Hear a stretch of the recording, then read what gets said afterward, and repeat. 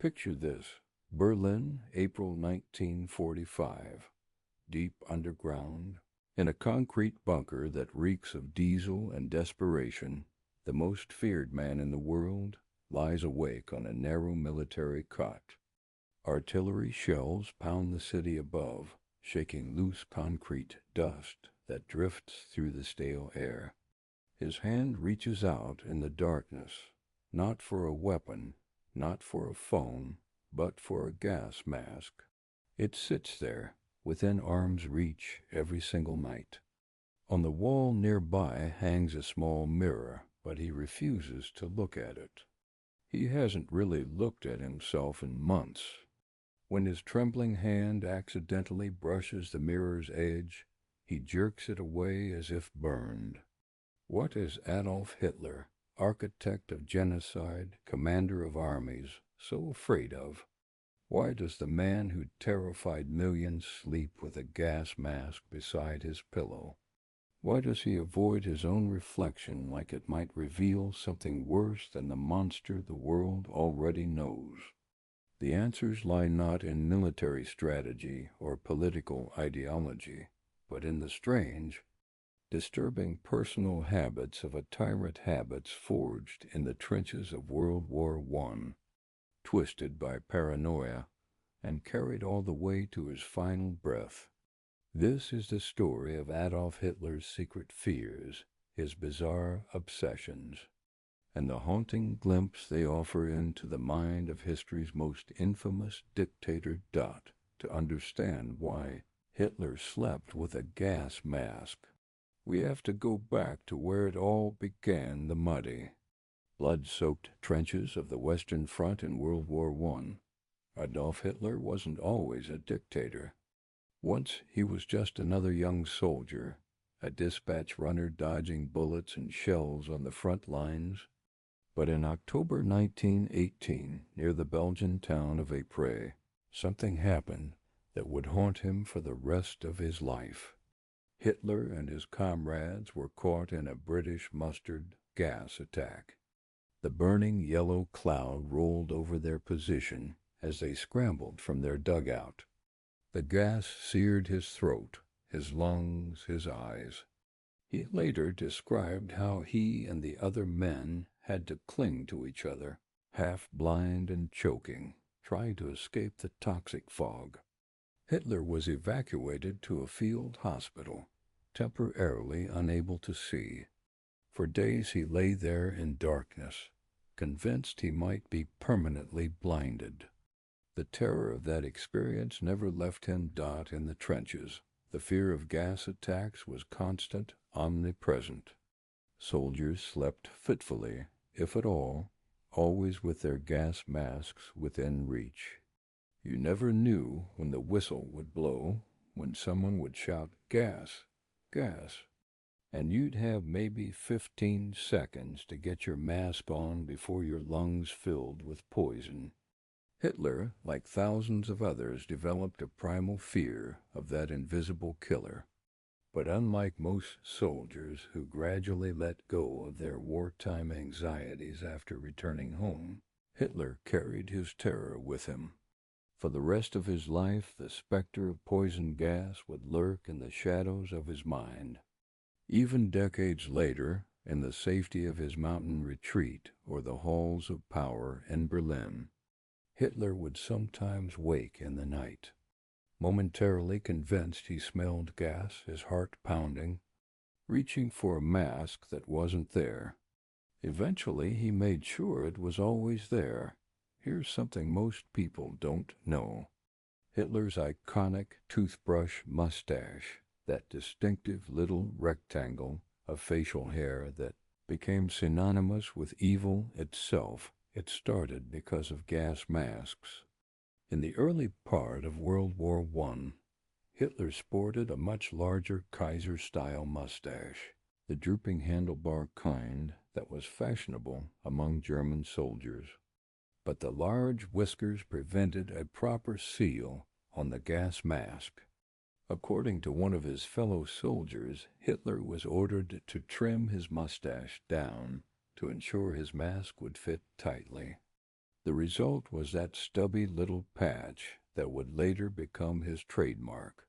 It's grimly poetic, isn't it? The look that defined Hitler in the public imagination was born from his fear of poison gas.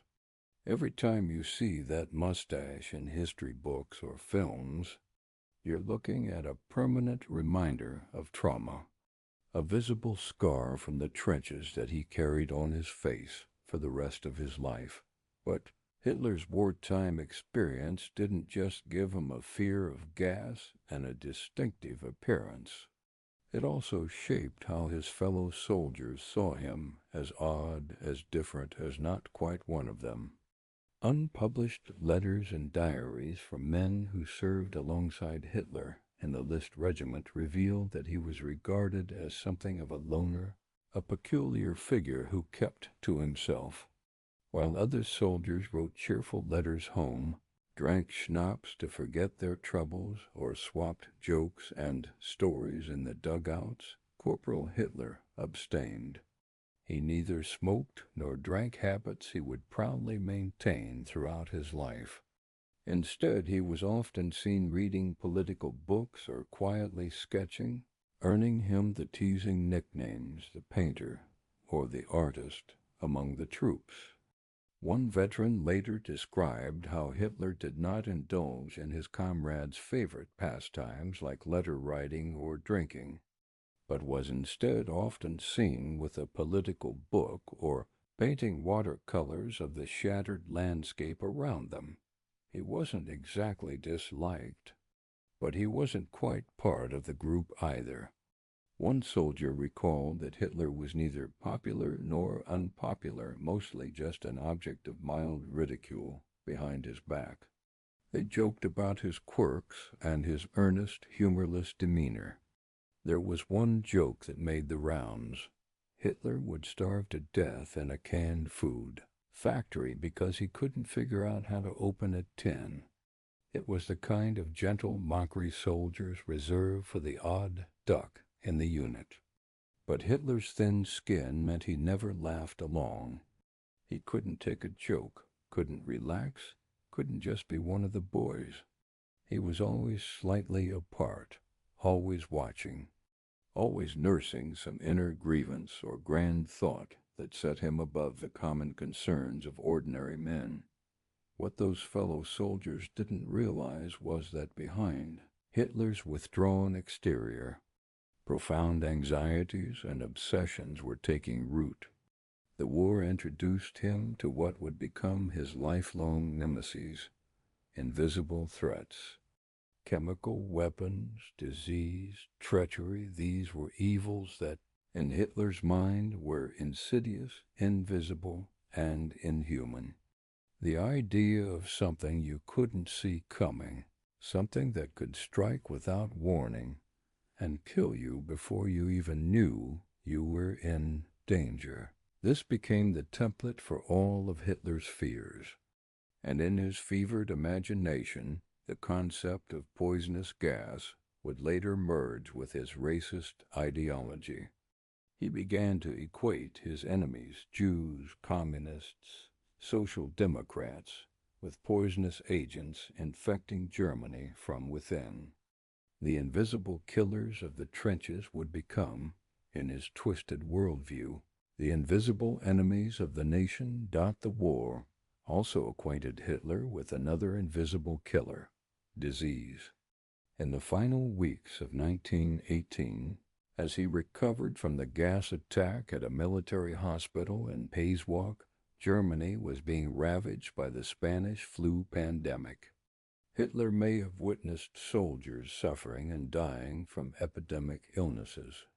Some historians have even suggested that this remains controversial and unproven, that Hitler himself might have contracted syphilis during his youth in Vienna, and that his temporary blindness from the gas attack might have had a psychosomatic component, his mind shutting down his vision in response to overwhelming stress and possible illness. Whether or not this is true, what's certain is that Hitler developed an intense, almost pathological fear of disease particularly venereal disease. He would later write about syphilis in apocalyptic terms in his book Mein Kampf, describing it as a scourge ravaging the German nation. He would call it the Jewish disease and warn that it was destroying Germany from within, an idea that hints at how his personal phobias bled seamlessly into his political worldview. So, in 1918, recovering from his injuries and reeling from Germany's shocking defeat, the young Hitler returned to civilian life embittered and changed.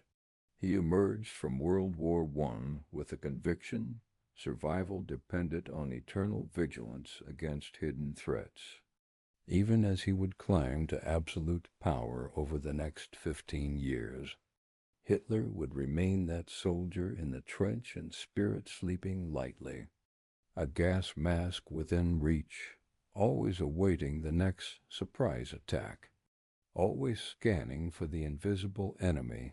Fast forward to the 1930s and 40s, and Adolf Hitler, now Führer of the Third Reich, master of most of Europe, remained at his core profoundly afraid.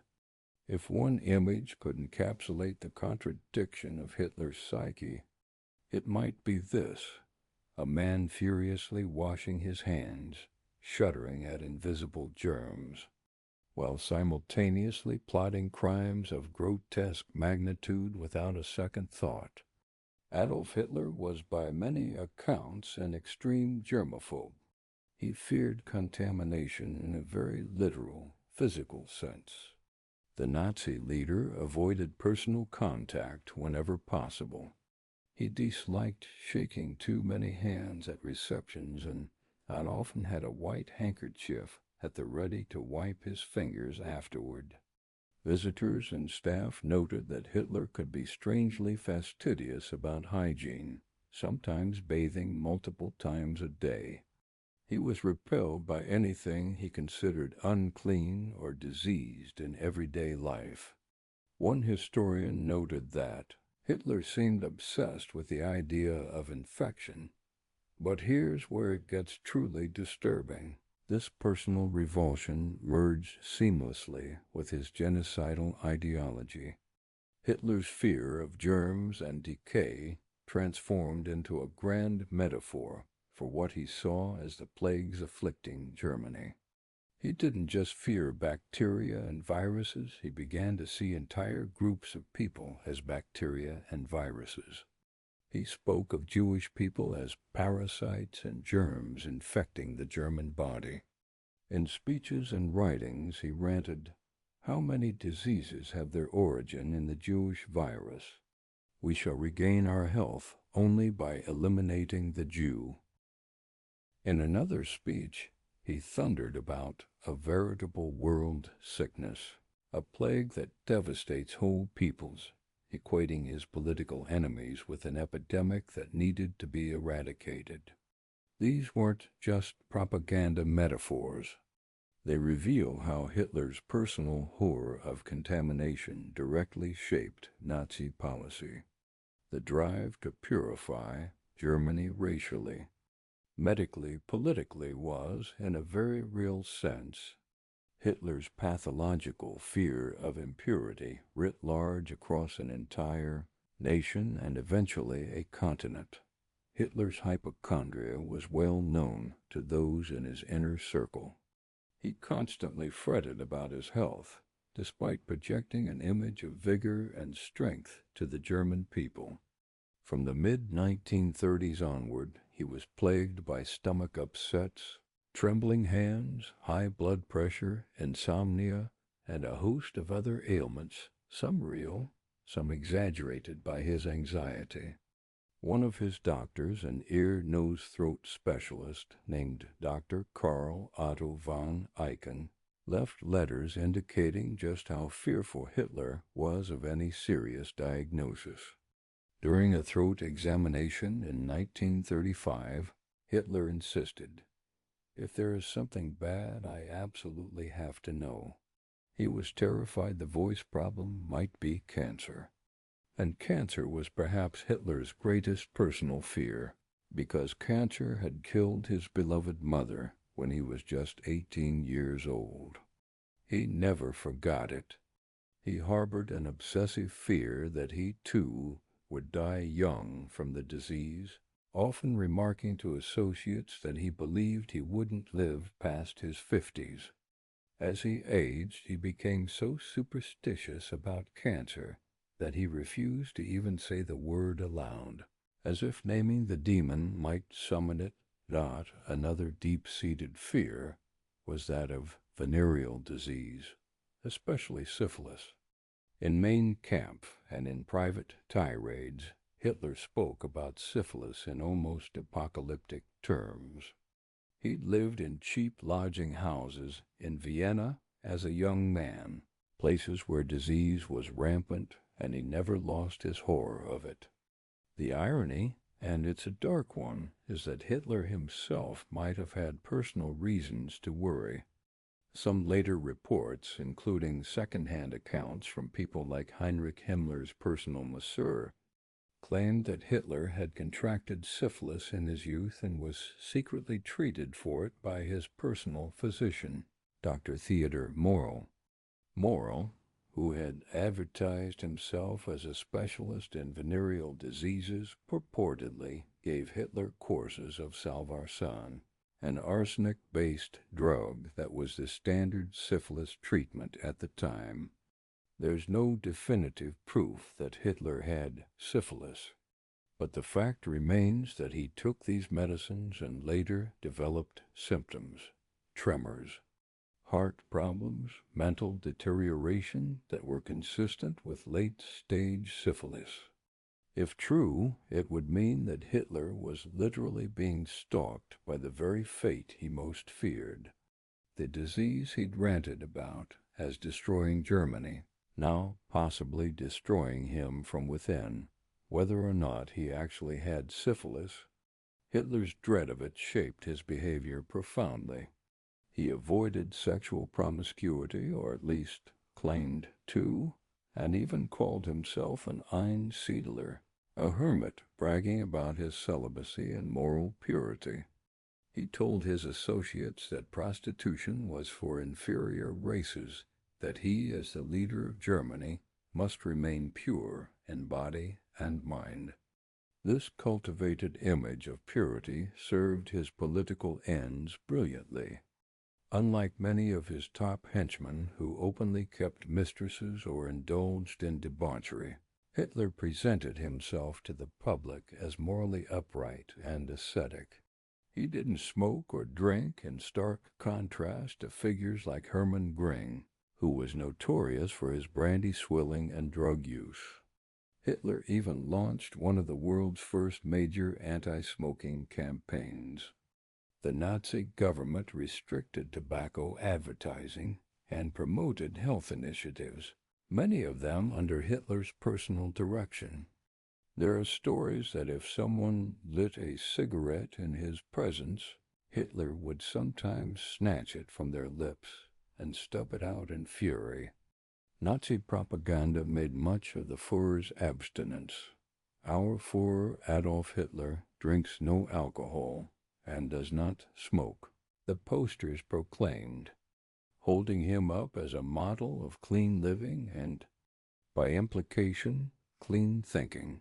Of course, the reality behind that sparkling image was far more complex and, at times, genuinely bizarre. Hitler's health obsession led him down some strange paths. He had an entire daily routine of practices aimed at warding off illness. He was known to inspect his own stool for irregularities, searching for signs of disease. He even administered chamomile enemas to himself to cleanse his system.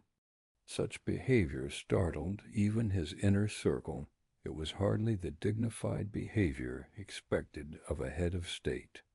But Hitler was utterly unembarrassed in his quest for physical purity. He consumed a constant stream of vitamins, tonics, and questionable medicines. believing they would fortify him against the invisible enemies of disease. And perhaps most famously, by the early 1930s, Hitler had adopted a strict vegetarian diet, partly out of health concerns, partly out of what he claimed were ethical ideals about animal life at state banquets and informal gatherings alike. Hitler refused the platters of sausages and roasted meats that were staples of German cuisine. Instead, his plate would be piled with vegetables, though not the vibrant, varied kind we might imagine. His vegetarianism was oddly ascetic, almost punishing. He subsisted on bland purees, boiled greens, oatmeal with linseed oil, steamed cauliflower, artichoke hearts, and his personal favorite, asparagus tips in a delicate white sauce. He had a notorious sweet tooth and would binge on pastries, cakes, and chocolates, but anything as hearty as a steak or schnitzel was absolutely forbidden at Hitler's table. Why this extreme diet? Hitler gave two kinds of explanations, one moral, one medical. Publicly, he often claimed high-minded ethical reasons. He said he couldn't bear the thought of killing animals for food, that it revolted him. He would sometimes dramatize this at dinner by graphically describing slaughterhouses in gruesome detail until his dinner guests pushed their plates away in disgust. Once, after teasing a woman for wearing lipstick at the dinner table, he made a dark joke. During wartime, lipstick is produced out of dead bodies. Such comments showed a macabre sense of humor, but also a desire to convert others to vegetarianism. A close aide recounted how Hitler, upon seeing slices of ham after a personal tragedy, recoiled and muttered, "It's like eating a corpse." This remark came the morning after the 1931 suicide of his young half-niece Jelly Robo, with whom he'd been rumored to have an inappropriate relationship. Hitler was grief-stricken, and the sight of meat supposedly pushed him over the edge into permanent vegetarianism. Publicly, he would say that meat revolted him and that the new Germany should embrace a diet that was natural and bloodless. Nazi propaganda often highlighted Hitler's vegetarianism as a sign of his compassionate character, the Führer, who loved animals and wouldn't harm a fly. But the private reason for Hitler's strict diet was far less idealistic. It was driven by terrible chronic digestive problems. For much of his adult life, Adolf Hitler was plagued by gastrointestinal distress cramping stomach pains, severe bloating, and truly colossal flatulence that could strike at any moment. The attacks often came after meals. Albert Speer, his armaments minister and architect, recalled Hitler sometimes turning pale and abruptly excusing himself from dinner to dash to the restroom, leaving guests sitting there awkwardly, not knowing what to say or do. Hitler's flatulence was apparently uncontrollable and a source of deep personal embarrassment. Medical historians suggest this lifelong gastric turmoil might have been caused by stress. Hitler was nothing if not high-strung or by some underlying pathology like irritable bowel syndrome. But in Hitler's mind, the culprit was diet. He believed that a vegetarian regimen would calm his intestines and reduce the foul, embarrassing symptoms. As early as 1929, he had scoured medical manuals and convinced himself that cutting out meat would cure his chronic gas. He even speculated that cooked foods were carcinogenic and thus stuck to raw or lightly boiled vegetables whenever possible. The ironic result was a diet that actually seemed to make his digestive issues worse. Not better, Dr. Theodor Morell, who would become Hitler's personal physician, noted in his private diaries that after a typical meal of Hitler's beloved vegetable mash, constipation and colossal flatulence occurred on a scale I have seldom encountered before. The Führer's carefully chosen foods were intensifying the very problem he'd hoped to solve. Still, Hitler remained stubbornly convinced that his diet was keeping him healthy in other ways. He would lecture his companions endlessly about the virtues of brown rice, fresh fruits, and fiber, insisting that meat eating was the downfall of civilizations.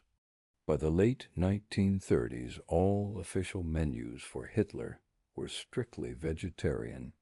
His chefs learned to prepare elaborate meat substitutes and gelatin-free desserts.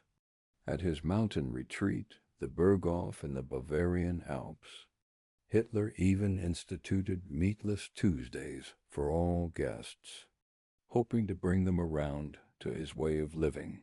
But Hitler's bizarre relationship with food carried a darker element as the war progressed, the fear of poison. By the early 1940s, as Germany's military situation grew more precarious and Hitler's list of enemies grew longer, he became convinced that the British or internal traitors might try to assassinate him by slipping toxins into his food, his carefully sourced. Vegetarian meals didn't save him from this paranoia. If anything, they made him more vulnerable to it, because he believed that vegetables and grains were easier to poison than factory-processed foods. So Hitler took an extraordinary step. He employed a team of food tasters, young women who were conscripted to sample each of his meals before he would eat. At the Wolf's Lair, his Eastern Front command post hidden in the forests of East Prussia, about 15 women would line up at breakfast and dinner to nibble portions of the Führer's vegetarian feast. Only after an hour had passed, if no one had keeled over or shown signs of poisoning, would Hitler finally sit down to eat. One of these women, Margot Wolk, survived the war and decades later gave a chilling interview about the experience. She recalled the tense daily routine. Hitler was so paranoid that the British would poison him. That's why he had 15 girls taste the food before he ate it himself. She described eating only the best vegetables. Asparagus, bell peppers, everything you can imagine. Far better than the meager rations ordinary Germans were surviving on. Yet every meal came with a heaping side of dread. Every day we feared it was going to be our last meal, Wolk said. The young women would eat in silence, waiting, watching each other for any sign of distress, knowing that one of them might suddenly convulse or collapse. It was psychological torture being forced to risk your life every day just so a dictator could safely eat his. Asparagus. Hitler's fear of poison ran so deep that even the water used to boil his eggs had to be chemically tested for toxins. In the bunker during his final days, the water in his personal wash basin was analyzed daily. He trusted absolutely no one when it came to what he ingested. This was reasonable caution for a man with many enemies, perhaps, but in Hitler's case it crossed the line into obsession. He would literally go hungry rather than eat food that hadn't been properly vetted through his elaborate security procedures. This extreme caution extended to medicine and doctors as well, at least those outside his carefully controlled inner circle. Hitler distrusted most medical professionals. He often quipped that doctors were like butchers, more likely to kill you than cure you. Part of this stemmed from his mother's death.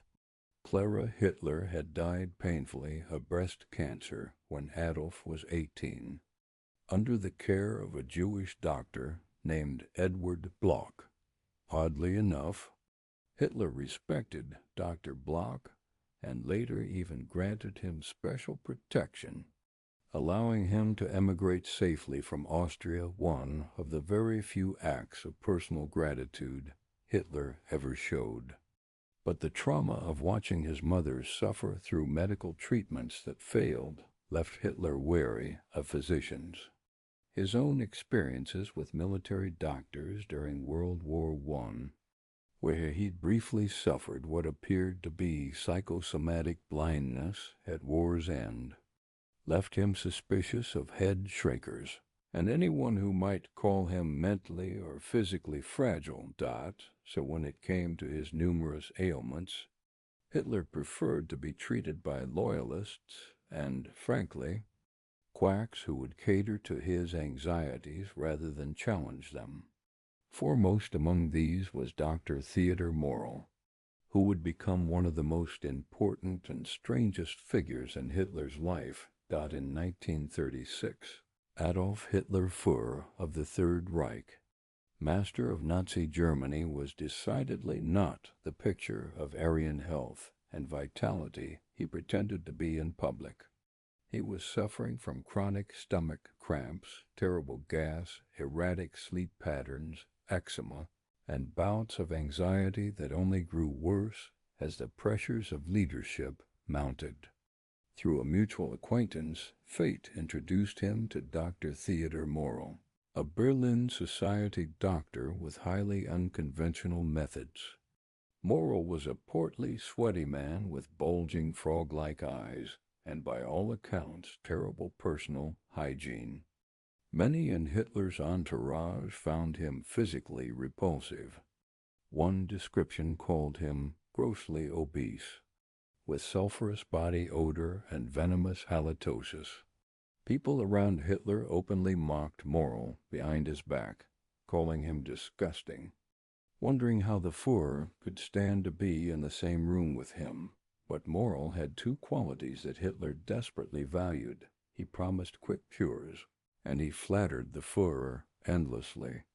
Desperate for relief from his digestive torment, Hitler decided to give this unconventional doctor a try, and Morell did not disappoint, at least not at first. He prescribed a course of gut bacteria, a preparation called Mutaflur that was supposedly made from the intestinal flora of Bulgarian peasants. It sounds outrageous, almost comical, but apparently it coincided with a period of improved health for Hitler. Hitler credited it as Dr. Morell's miracle. Morell also successfully treated persistent eczema on Hitler's legs with an ointment that worked quickly. Hitler was thrilled and delighted. By 1937, he had appointed Morell as his personal physician, much to the absolute horror and dismay of other, far more qualified doctors and his entourage. Thus began one of history's strangest and most consequential doctor-patient relationships. For the next 8 years, Dr. Morell would pump Hitler full of pills, tonics, and injections of every imaginable description. Over time, the Führer became a walking medicine cabinet. By one estimate, Hitler was ingesting or being injected with 92 different drugs and compounds by the early 1940s. Morell's medical philosophy seemed to be more is better. He dosed Hitler with hormones, enzymes, liver extracts, stimulants, tranquilizers, laxatives, and sedatives in a dizzying, dangerous rotation. If Hitler complained of insomnia, Morell gave him a barbiturate at night. If Hitler then complained of morning grogginess, Morell gave him a powerful stimulant by day. The doctor was, by any reasonable medical standard, woefully deficient as a physician, but Hitler put absolute, unshakable faith in him. He affectionately called Morell my Reichsmaster of injections. One of Morell's constant interventions was addressing Hitler's flatulence and digestive pain. For this ongoing problem, Morell relied heavily on a patent medicine called Dr. Dictator's anti-gas pills. Hitler took these by the handful, typically 6 of the small black pills after every meal, and sometimes up to 16 pills a day when he felt particularly bloated. What Hitler didn't know was that these pills contained atropine and strychnine in microdoses, essentially poison. The pills were made with extracts of nux vomica, which is a source of strychnine, and belladonna, which yields atropine.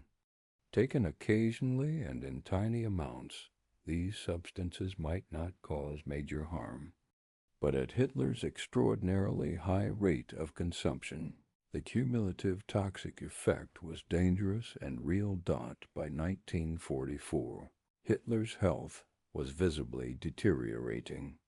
He developed a pronounced tremor in his left arm and hand. His skin took on a sallow grayish tone. His concentration faltered. These were symptoms consistent with chronic, low-level strychnine poisoning. When a visiting specialist, Dr. Erwin Giesing, discovered what was actually in those anti-gas pills, he was appalled and immediately sounded the alarm. "My Führer," Giesing essentially told him, "you are consuming poison every single day." Hitler's reaction to this revelation was strangely calm, almost casual. He shrugged and said he'd thought they were just charcoal tablets, and then remarked, and this might be the most Hitler thing imaginable, that I always felt rather pleasant after taking them. He felt pleasant on poison because it relieved his embarrassing flatulence. After this discovery, Hitler did agree to cut back on the anti-gas pills, but the damage had already been accumulating for years. But those pills were only part of Hitler's daily drug regimen, and not even the most important part. Far more impactful and ultimately devastating were Morrill's infamous injections. Starting around late 1941, as the pressures of the war intensified, Morrill began giving Hitler a mysterious shot every single morning. The effects were immediate and dramatic. Almost instantly after these injections, Hitler would visibly perk up. His fatigue would vanish. His mood would brighten and elevate. He could launch into his characteristic energetic monologues with renewed vigor, speaking for hours without tiring. He could stay awake through the night planning military operations, then attend meetings all the next day, with seemingly boundless energy. What was in those syringes? Historians and medical experts now generally agree that Morrill was injecting Hitler with methamphetamine, specifically a drug called Pervitin, which was basically pharmaceutical-grade meth or some other powerful stimulant of similar effect. In the short term, this helped Hitler maintain his supposedly miraculous energy and stamina.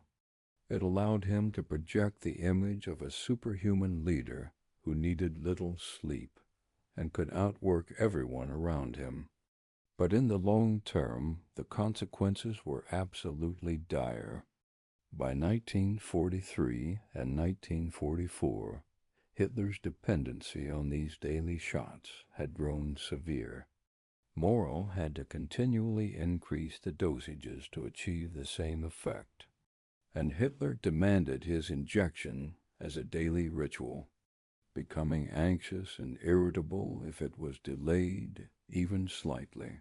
The side effects of prolonged methamphetamine use are well documented: severe insomnia, loss of appetite, growing paranoia, impaired judgment, emotional volatility, and mental deterioration. These are exactly the cluster of symptoms Hitler began exhibiting as the war progressed. As Germany's military situation turned desperate, observers noted that Hitler's behavior became increasingly erratic and detached from reality.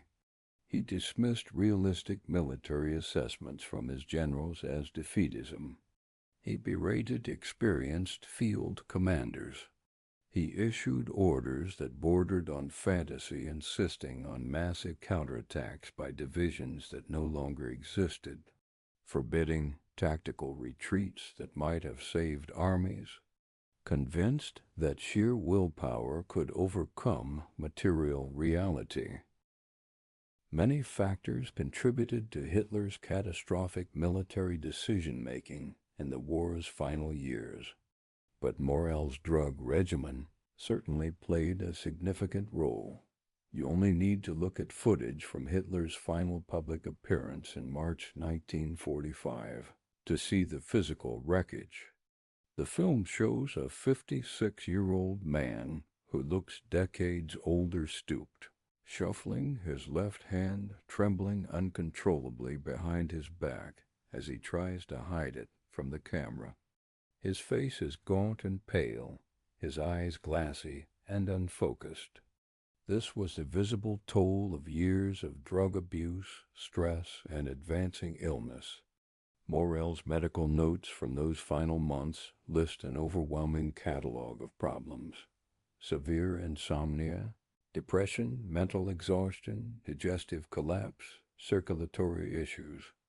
In the bunker, Eva Braun, Hitler's longtime companion, an eventual wife, privately referred to Morell as the injection quack, complaining in letters to her mother about the endless barrage of needles that had left Hitler's arms covered with track marks.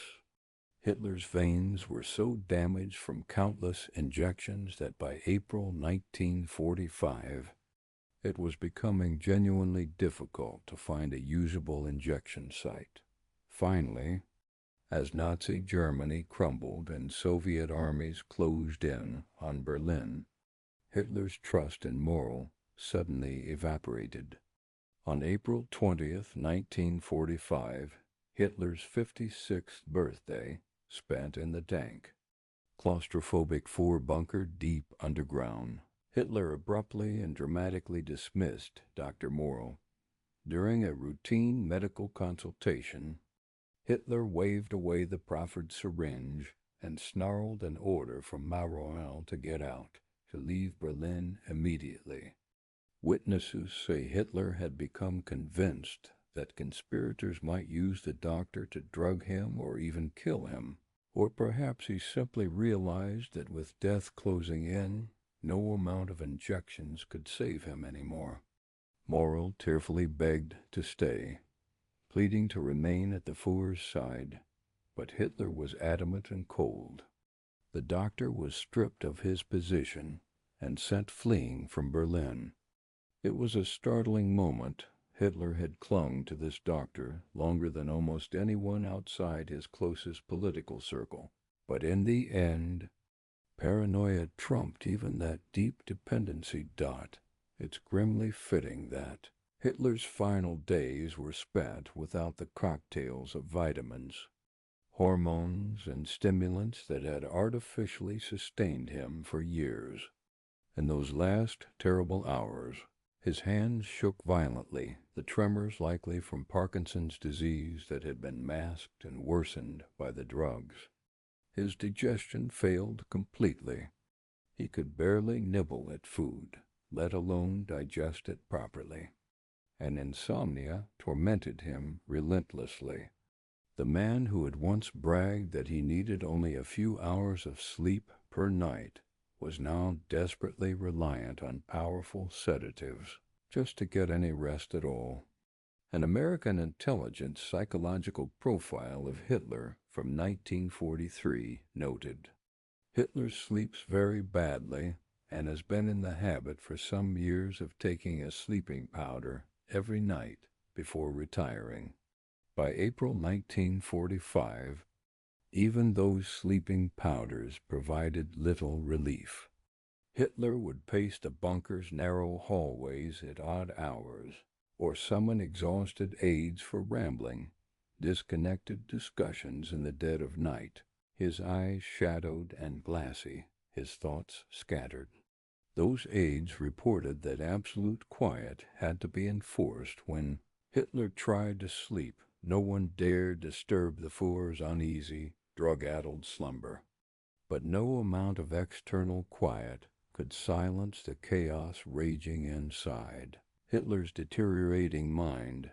One of the many paradoxes of Adolf Hitler is how someone so publicly self-certain, so apparently confident in his messianic destiny, could be privately consumed by insecurity and vanity.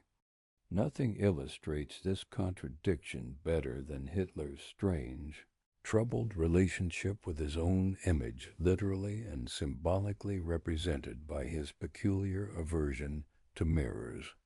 It's often said that Hitler couldn't stand to look in mirrors, and while that's something of an oversimplification, it contains an important kernel of truth. Hitler was obsessed with how he appeared to others, meticulously crafting his public persona, yet he harbored deep, knowing anxieties about his physical self and what he truly looked like. From his earliest days as a political agitator in the beer halls of Munich, Hitler understood instinctively that image was power. He worked with obsessive attention to detail to craft the persona of the Führer, the stern yet messianic face, the ramrod straight posture, the dramatic, almost hypnotic gestures. He went so far as to rehearse his speeches in front of a mirror, studying his own movements and expressions. He employed his personal photographer, Heinrich Hoffmann, to take hundreds of photos of him mid-speech, so he could scrutinize his own motions and facial expressions in minute detail. In 1925, not long after his release from Landsberg prison, where he'd been held following his failed beer hall putsch, Hitler engaged in a remarkable and revealing photo session. Hoffmann captured him striking various dramatic poses, arms outstretched in passionate gestures, face contorted with manufactured emotion, saluting, scowling, pointing accusingly while Hitler listened to recordings of his own speeches playing in the background. He was literally practicing and perfecting his performance, treating political oratory as theater that required careful rehearsal and choreography. These photographs, which were later published against Hitler's explicit wishes in Hoffmann's memoir, offer a rare and fascinating insight into Hitler's vanity and his compulsively controlling personality. They show just how carefully and consciously Hitler engineered every aspect of his public image. He would study the pictures obsessively and decide which gestures looked appropriately charismatic and which appeared silly, overdone, or undignified. Hitler was essentially his own stage director, his own image consultant, micromanaging every visual detail of how crowds perceived him. As historian Roger Morehouse noted, he was a showman and rehearsed his gestures meticulously to get a particular emotional reaction from his audience. He experimented constantly with his own image. The very fact that Hitler commissioned these photographs is revealing. It shows his intense concern with perfecting his performance. But the fact that he later tried to have them all destroyed is even more revealing. He didn't want the German people to see the artifice behind the magic, the calculation behind what was supposed to appear as spontaneous charisma and natural authority. To Hitler, those candid rehearsal shots were beneath the dignity of the Führer. The leader must appear infallible, godlike, and utterly natural, never drilled and practiced like a common actor. The extraordinary lengths Hitler went to in controlling his visual image speak to profound vanity, certainly, but also to deep insecurity lurking beneath his surface. Even at the absolute height of his power, When he commanded armies and held the fate of millions in his hands, Hitler worried constantly about looking weak, old, or foolish. He maintained strict, non-negotiable rules about his image. He would not wear eyeglasses in public, despite needing them badly for reading because spectacles would make him seem scholarly, bookish, or elderly rather than strong and vigorous. He insisted on being photographed only from certain angles, preferably showing the left side of his face, and he would not tolerate unflattering lighting under any circumstances. Mirrors in his various residences were reportedly kept deliberately scarce. At the Berghof, his beloved mountain retreat, there was no grand mirror in the great hall, only a small shaving mirror tucked away in his private bathroom. Some close observers suggested that Hitler avoided casual mirrors because he simply could not reconcile the ordinary, aging man he saw in the reflection with the mythic, eternal Führer he had constructed in his imagination and projected to the world. It was as if he feared that a moment of unguarded reflection might crack the carefully maintained illusion, might reveal some flash of doubt or weakness in his own eyes. Heinz Linge, Hitler's longtime personal valet, provided a poignant and revealing anecdote about this.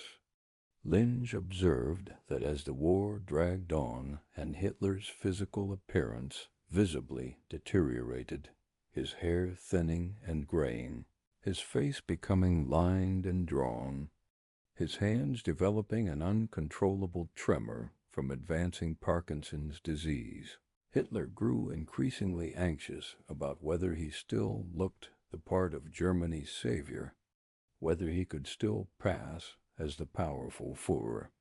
Often while dressing in the morning, Hitler would peer anxiously into his small shaving mirror and then turn to Linge with an almost childlike, pleading question. "I really do still look like the Führer, don't I, Linge?" Imagine that the most powerful dictator in Europe, a man who had millions executed on his orders, desperately seeking reassurance from his valet about whether he still looked the part. Linge would dutifully, carefully affirm that yes, of course, Hitler still cut the imposing figure he always had. But the very act of asking betrayed Hitler's profound self-doubt, gnawing beneath the confident exterior. Early in his life, Hitler had been teased and mocked for his appearance.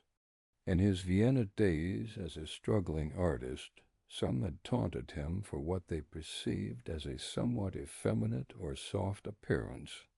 Even more cutting, there were occasional jibes that he looked Jewish because of his dark hair and certain facial features, the ultimate insult for someone who would later build an ideology around Aryan racial supremacy. These taunts from his youth never left him. As one psychological analysis noted, as a young man he had been teased about looking Jewish, and the suggestion continued to bother him deeply throughout his life.